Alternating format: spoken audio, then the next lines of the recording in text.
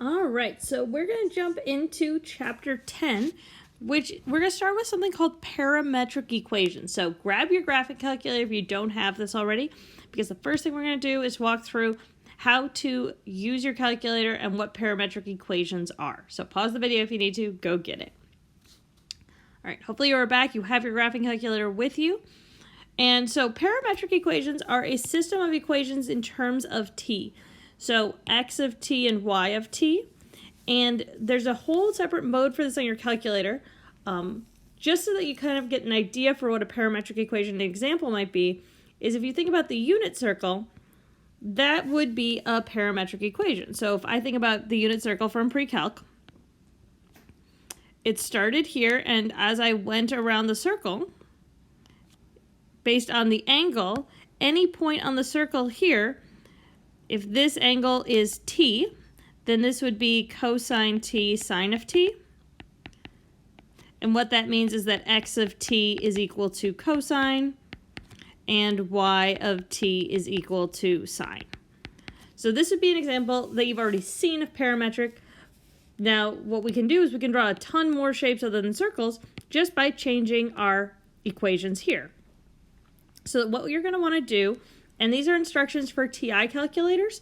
If you're using something else and you're not sure how to make it work, please reach out and I'm happy to walk you through it. The first thing you're going to do is click mode and you'll get this screen. And what you want to make sure that you are in is you want to make sure that here you want to be in PAR or parametric. And of course, this calculator is just a picture off the internet. You also want to make sure you're in radians whenever you're doing calculus. Now, if you then are given the option to go back and look at the y equals, you'll notice now that each is a set of x and y. So you have to type in both for each line. Here they have used, instead of cosine of t, sine of t, they've done the unit circle but reversed it, which actually works just fine. If you graph this as a practice, you'll notice that you still get a unit circle, though because your screen isn't a perfect square, this doesn't look like a perfect circle. It just is going to start at a different point on the circle.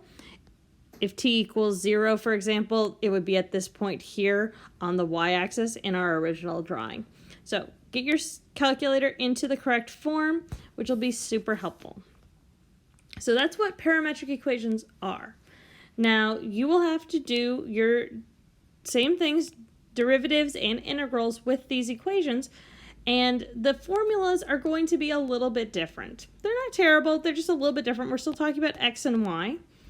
So, given the unit circle, so given this equation, find the formula for the tangent line at t equals 2 pi over 3. Now, when we use our formula for the tangent line, we're going to be using our general point slope form, where we're going to say that m is equal to dy dx.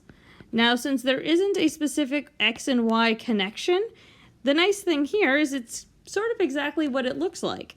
Dy dx, so in this case y prime over x prime.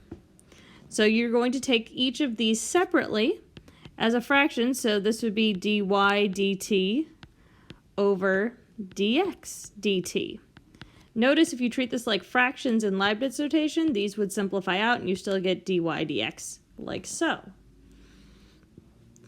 So you end up with the exact same thing. Now in this case, since we have x of t is equal to cosine, that means x prime is equal to negative sine of t. Sine t. Y prime is equal to cosine of t. Using these functions right here. So then the slope of our tangent line is equal to y prime over x prime dy dx. So cosine of t over negative sine of t.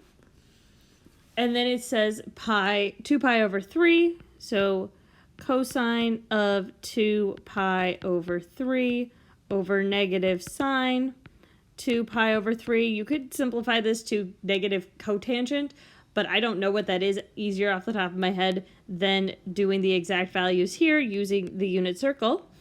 2 pi over 3, if we are looking at the unit circle, would be the point right here. So that's a negative x value of negative 1/2 over, and then positive, therefore, root 3 over 2.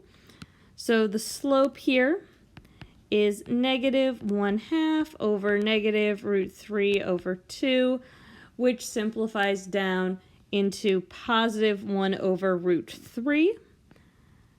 So 1 over root 3, which you could express as root 3 over 3. From there, you're going to use your point slope formula. So y minus y prime, which in this case would be y of 2 pi over 3, equals the slope times x minus, in this case, x of 2 pi over 3, using the functions that we have here. So this would be y minus sine of 2 pi over 3, which we've said is root 3 over 2, equals slope, root 3 over 3, times x minus negative 1/2. There. So you're using basically the same formulas, it's just that your x and y are separate. You have to do that additional step, but it's not much harder when we're dealing with just our regular derivatives. Now, I will say the second derivative is a little bit trickier. So in case of number 2, the curve C is defined by the parametric equations x is equal to t squared and y is equal to t cubed minus 3t. Find the points of inflection. Now, what you'll recall is that the second derivative in Leibniz notation, which is what's going to help us here, is d squared y over dx squared. So this is what our goal is. Now, what you will probably want to do is say, oh, well, since our first derivative is dy dx, and this will always be in terms of t, we would then say, and this is the logical start, is that the second derivative would be the derivative in terms of t of our first derivative. So just take the derivative of the last thing. And if we expand that out, we do get d squared y, because d times d is y. That's great. But then this is dx times dt, where we want dx squared. So we want to then divide out dx over dt, and that's going to give us the denominator we want. So the second derivative of parametrics is the derivative of the first equation divided by another x prime. And this is the one down here that people tend to forget. So make yourself put something in the notes, go from there. So let's practice with it. So the curve of C is defined by these two equations. So the first thing I like to consider is then x prime is equal to 2t, y prime is equal to 3t squared minus 3. Find the points of inflection. So our first derivative then, so dy dx is equal to y prime, so 3t squared minus 3 over dx, which is 2t. Since I'm going to have to differentiate it again, I'm going to factor out a 3 over 2 and then simplify into t minus t to the negative first.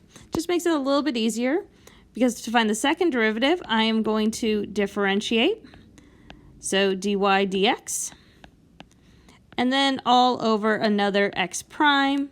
So I end up with the derivative here, 3 over 2, for the constant, and then 1 plus the derivative of t to the negative 1 would be plus t to the negative 2, and then over x prime, which is 2t. Now, since I want to find inflection points, I'm going to set that equal to 0 and do a little simplifying. So 3 times 1 plus t to the negative 2 all over 4t. And since I'm setting it equal to 0, when I multiply this up, it just disappears. So 0 is equal to 3 plus 3t to the negative 2, subtract 3 over, and divide. So then I end up with negative 1 is equal to t to the negative 2, or 1 over t squared. Cross multiply, divide, t squared is equal to negative 1. Oh, this does not exist, right? So therefore, there are no points of inflection, except for perhaps on the imaginary plane. So I know parametric is a little bit weird, it's a little bit different. Please, please, please, therefore, reach out if you have questions about either the second derivative or the first derivative or anything on your calculator. I'm available in the comments, by email, or on Zoom.